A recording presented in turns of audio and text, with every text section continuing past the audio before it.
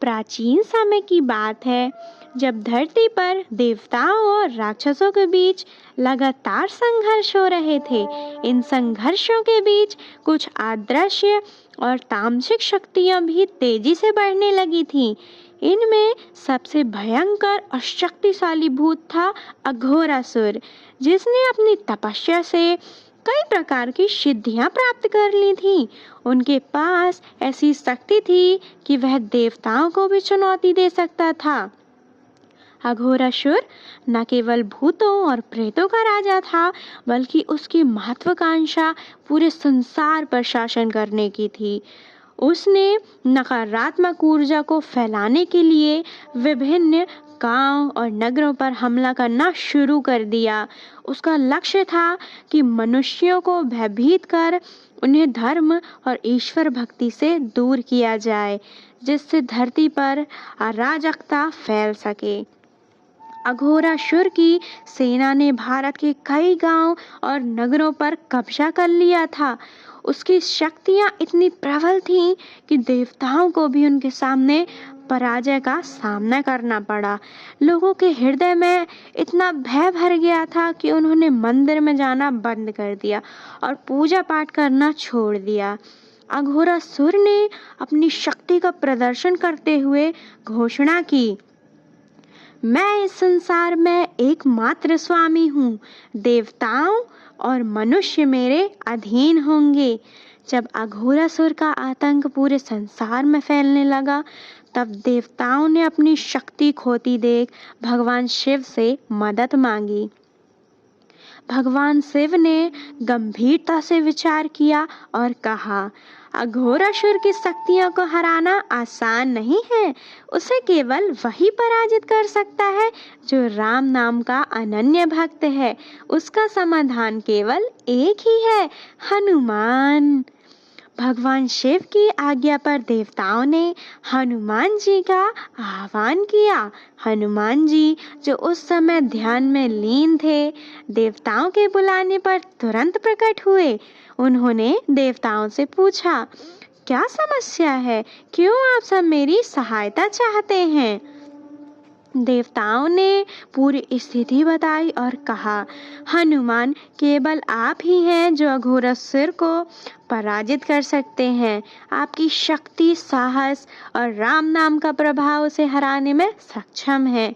हनुमान जी ने गंभीरता से सब सुना और कहा, जब तक राम नाम है तब तक कोई भी तामसिक शक्ति इस संसार में नहीं टिक सकती। मैं अघोरासुर का अंत कर दूंगा। हनुमान जी ने सीधे अघोरासुर के गढ़ में प्रवेश किया। वहां उन्होंने अपनी गगनभेदी गर्जना से पूरे वातावरण को हिला दिया।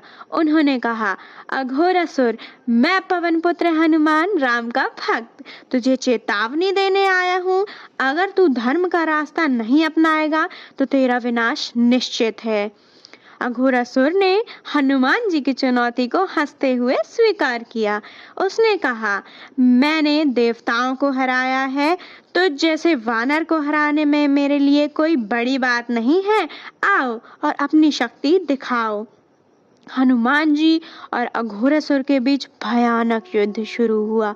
अघोरासुर ने अपनी मायावी शक्तियों का प्रयोग करते हुए वातावरण को अंधकार में बना दिया।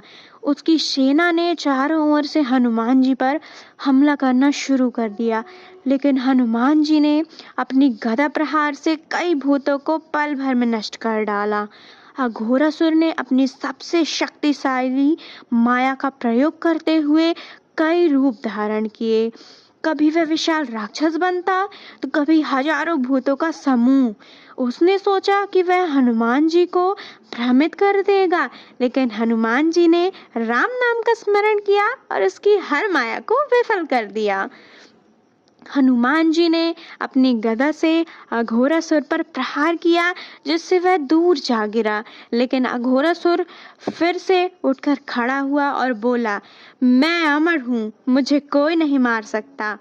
हनुमान जी ने कहा, तुझे तेरी मायावी शक्तियों पर बहुत घमंड है, लेकिन तुझे नहीं पता कि राम नाम की शक्ति के सामने सब तुच्छ हैं। हनुमान जी ने जोर से जय श्री राम का उद्देश्य किया। राम नाम की गूंज से वातावरण में दिव्य ऊर्जा फैल गई, जिससे अघोरासुर की शक्तियां क्षीण हो गईं। हनुमान जी ने अपने विराट रूप का प्रदर्शन किया। उनका शरीर पर्वत के समान विशाल हो गया। उनकी आंखों से अग्नि की ज्वाला निकलने लगी और उनकी गर्जना से पृथ्वी कांप उठी। उन्होंने अघोरासुर को चेतावनी दी, यह तेरी अंतिम चेतावनी है। अगर तू अभी भी राम नाम को नहीं अपनाएगा तो तेरा अंत निश्चित है। अघोरासुर ने अंतिम बार अपनी पूरी शक्ति का प्रयोग कर हनुमान जी पर हमला किया, लेकिन हनुमान जी ने उसे गदा का एक ही प्रहार से चीर डाला। राम नाम की दिव्य शक्ति ने अघोरासुर के शरीर को जला दिया और वह भस्म हो गया। अघोरासुर के विनाश के बाद भूत प्रेत और नकारात्मक शक्ति हमेशा के लिए भाग गई। देवताओं और मनुष्यों ने हनुमान जी को धन्यवाद दिया और उनकी महिमा का गुणगान किया। हनुमान जी ने कहा, जब तक राम नाम है तब तक कोई बुरी शक्ति इस संसार में नहीं टिक सकती। यह कथा से हमें यह सीख मिलती है कि राम नाम और हनुमान जी की भक्ति से कोई भी तामसिक शक्ति नहीं टिक सकती। उनके साहस, समर्पण और शक्ति के सामने हर बुरी ताकत को झुकना ही पड़ता है। राम नाम का स्मरण और हनुमान जी की आराधना से जीवन में शांति, सुख, समृद्धि और सकारात्मक ऊर्जा आती है। धन्यवाद।